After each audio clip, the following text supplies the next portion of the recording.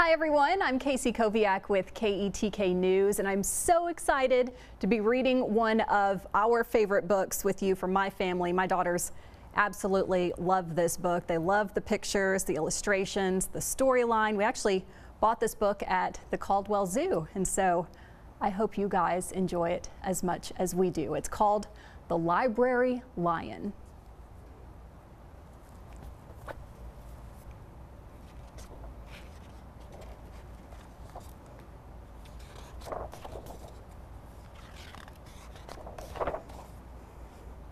One day, a lion came to the library. He walked right past the circulation desk and up into the stacks. Mr. McBee ran down the hall to the head librarian's office. "Miss Merriweather," he called. "No running," said Miss Merriweather without looking up. "But there's a lion," said Mr. McBee, "in the library." "Is he breaking any rules?" asked Miss Merriweather. She was very particular about rule breaking. "Well, no," said Mr. McBee. "Not really." "Then leave him be." The lion wandered all around the library. He sniffed the card catalog. He rubbed his head against the new book collection. Then he padded over to the story corner and went to sleep. No one was sure what to do. There weren't any rules about lions in the library. Soon it was time for story hour. There weren't any rules about lions at story hour either. The story lady seemed a little nervous, but she read out the first book's title in a good, clear voice. The lion looked up. The story lady kept reading. The lion stayed for the next story, and the story after that. He waited for another story, but the children began to walk away. "Story hour is over," a little girl told him. "It's time to go." The lion looked at the children. He looked at the story lady. He looked at the closed books. Then he roared very loudly. "Roar!" Miss Merriweather came striding out of her office. "Who is making that noise?" she demanded. "It's the lion," said Mr. McBee. Miss Merriweather marched over to the lion. "If you cannot be quiet, you will have to leave," she said in a stern voice. "Those are the rules." The lion kept roaring. He sounded sad. The little girl tugged on Miss Merriweather's dress. "If he promises to be quiet, can he come back for story hour tomorrow?" she asked. The lion stopped roaring. He looked at Miss Merriweather. Miss Merriweather looked back. Then she said, "Yes, a nice quiet lion would certainly be allowed to come back for story hour tomorrow." "Hooray!" said the children. The next day, the lion came back. "You're early," said Miss Merriweather. "Story hour is not until 3 o'clock." But the lion did not budge. "Very well," said Miss Merriweather. "You might as well make yourself useful." She sent him off to dust the encyclopedias until it was time for story hour. The next day, the lion came early again. This time, Miss Merriweather asked him to lick all the envelopes for the overdue notices. Soon, the lion began doing things without being asked. He dusted the encyclopedias, he licked the envelopes, he let small children stand on his back to reach the books on the highest shelves. Then he curled up into the story corner to wait for story hour to begin. At first, the people in the library were nervous about the lion, but soon they got used to having him around. In fact, he seemed very well suited for the library. His big feet were quiet on the library floor. He made a comfy backrest for the children at story hour, and he never roared in the library anymore. "What a helpful lion," people said. They patted his soft head as he walked by. "How did we ever get along without him?" Mr. McBee scowled when he heard that. They had always gotten along fine before. No lions were needed. Lions, he thought, could not understand the rules. They did not belong in the library. There he is scowling, right there in the corner. One day, after he had dusted all the encyclopedias and licked all the envelopes and helped all the small children, the lion padded down the hall to Miss Merriweather's office to see what else there was to do. There was still some time left before story hour. "Hello, Lion," said Miss Merriweather. "I know something you can do. You can bring a book back to the stacks for me. Let me just get it down from the shelf." Miss Merriweather stepped up onto the step stool. The book was just out of reach. Miss Merriweather stood on her toes. She stretched out her fingers. "Almost there," she said.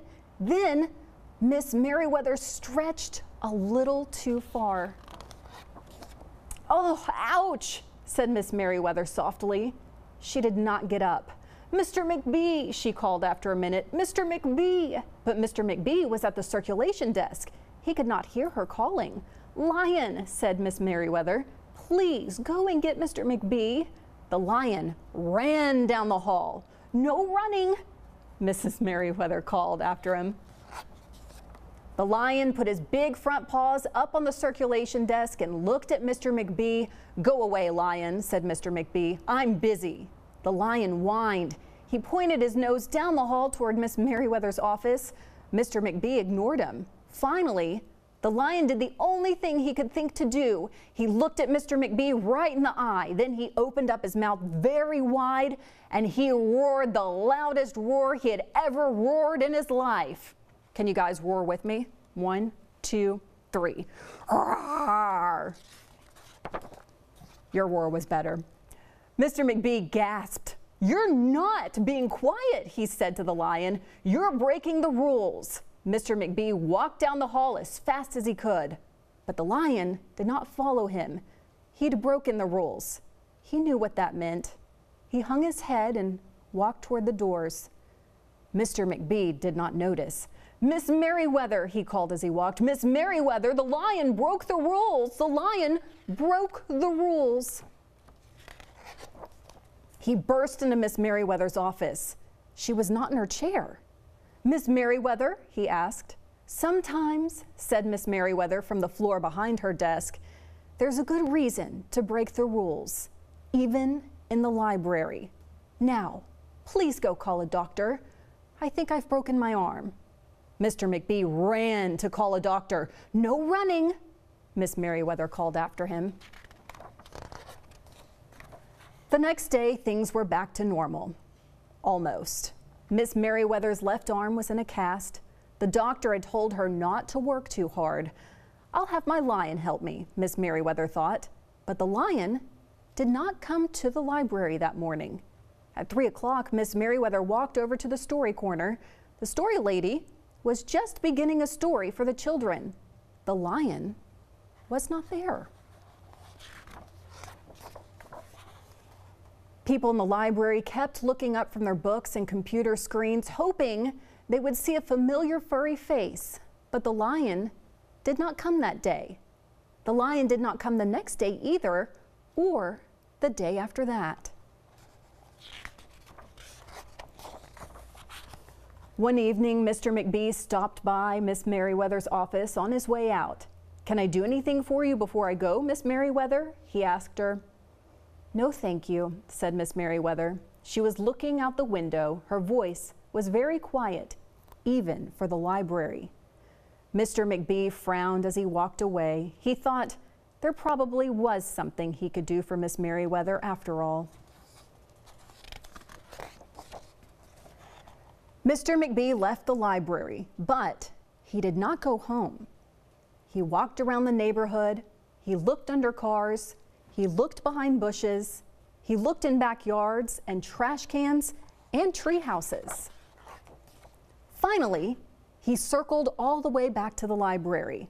The lion was sitting outside looking in through the glass doors. "Hello, Lion," said Mr. McBee. The lion did not turn around. "I thought you might like to know," said Mr. McBee, "that there's a new rule at the library. No roaring allowed unless you have a very good reason. Say, if you're trying to help a friend who's been hurt, for example." The lion's ears twitched. He turned around, but Mr. McBee was already walking away.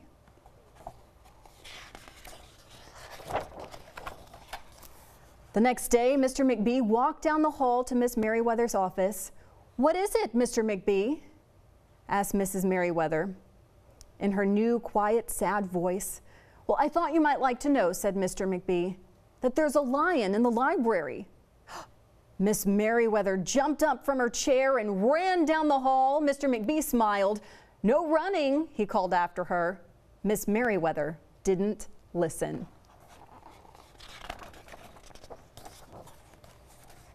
Sometimes there was a good reason to break the rules, even in the library.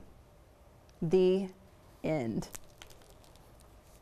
All right, for all you rule followers out there, I hope this was a lesson. All for you rule breakers out there, well, you know, sometimes there are a few exceptions. I hope you enjoyed today's story, everyone, and have a wonderful day. Thank you so much for letting me read to you.